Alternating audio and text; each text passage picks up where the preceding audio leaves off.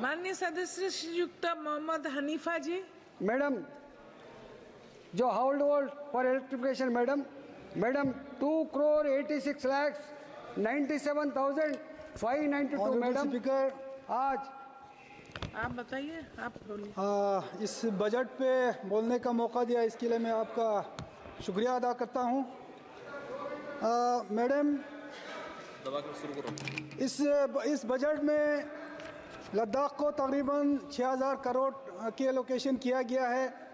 तकरीबन इतना ही पिछले बजट में भी इतना ही एलोकेशन किया गया था, लेकिन इसको रिवाइज टाइम पे इसको 4,500 करोड़ तक जो है इसको महदूद किया गया। उसका रीज़न ये बताया गया कि वहाँ पर जो है ख़र्चा कम किया गया है। मैडम, लद्दाख का जोग्राफिया हालात और मौसमी हालात ऐसा है कि वर्किंग सीज़न जो है वहाँ पे बहुत देर से शुरू हो जाती है। तकरीबन बारिश के बाद वहाँ पे वर्किंग सीज़न शुरू होता है, और जो बजट पे जो रिव्यू किया जाता है वो सितंबर में किया जाता है वहाँ पे, और बारिश और सितंबर के बीच में बहुत कम वक्त होती है उसको खर्चा होने में। बिलिंग प्रोसीजर जो है वो तैयार नहीं होती है सितंबर तक, तो रिव्यू के वक्त जो है वो एक्सपेंडिचर जो है वो सामने नहीं आती। ये जो इशू है मैंने ऑनरेबल फाइनेंस मिनिस्टर साहिबा के सामने भी रखा था। इसमें जो रिव्यू है जो सितंबर में रिव्यू किया जाता है, उसको अगर नवंबर दिसंबर में अगर लद्दाख में रिव्यू किया जाए तो दिसंबर तक जो है बिलिंग प्रोसीजर जो है वो पूरा कंप्लीट होती है, और पूरी तरह जो एक्सपेंडिचर जो है वो सामने आ जाती है। तो उसकी बेस पे, क्योंकि एक्सपेंडिचर की बेस पे जो है वो 6,000 करोड़ जो अनाउंस होता है उसको रिवाइज करके जो है वो उस रकम को कम किया जाता है। अगर दिसंबर में अगर ये रिव्यू किया जाए उस वक़्त पूरी तरह जो है लद्दाख का जो एक्सपेंडिचर है वो सामने आ जाता है, तो पूरा जो बजट अनाउंस होता है वो मुकम्मल तौर पे वो वहाँ पे खर्च किया जाएगा।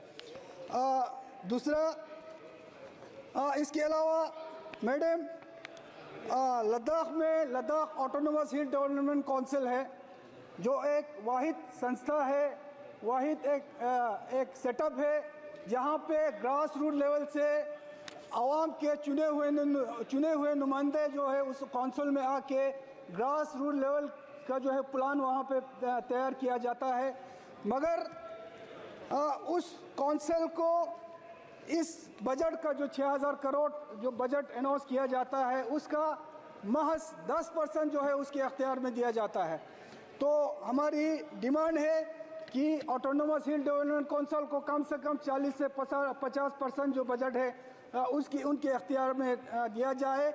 और काउंसिल एक्ट में हम यहाँ पे पिछले बार जब जम्मू कश्मीर की रीऑर्गेनाइजेशन जो बिल लाया गया था उस वक़्त ऑनरेबल होम मिनिस्टर साहब ने यहाँ पे वादा किया था कि ऑटोनोमस हिल डेवलपमेंट काउंसिल का जो पावर है उसको एम्पावर किया जाएगा, उसको घटाया नहीं जाएगा।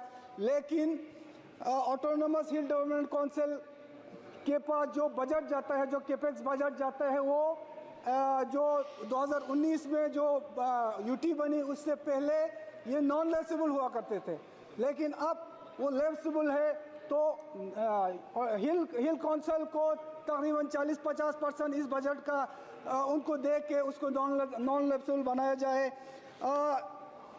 ऑनरेबल मैडम, आज यहाँ पे इम्प्लीमेंट पे काफ़ी बातें हुई।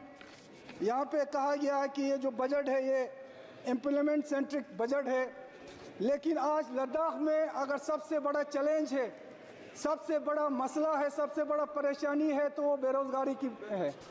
लद्दाख में पिछले 5 साल से 2019 में लद्दाख को यूटी बनाया गया, उसके बाद यूटी बनाने के बाद अब तक मैडम प्लीज़ लद्दाख के कुछ इश्यूज़ यहाँ पे रखना बहुत ज़रूरी है, इसलिए थोड़ा टाइम जो है मुझे दिया जाए।